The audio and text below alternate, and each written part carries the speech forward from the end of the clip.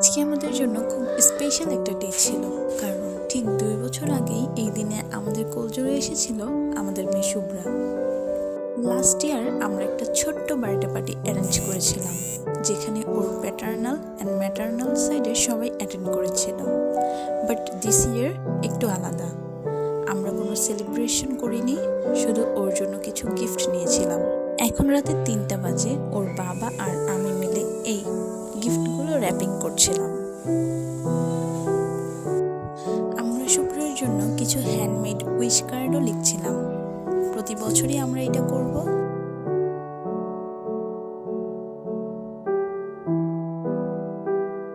আমি এখন সবকিছু গুছগাছ করে নিচ্ছিলাম, ওর ব্যানারটা ঠিক করে নিচ্ছিলাম। এগুলো আমি সবকিছু গুছিয়ে কালকের জন্য রেডি করে রাখবো।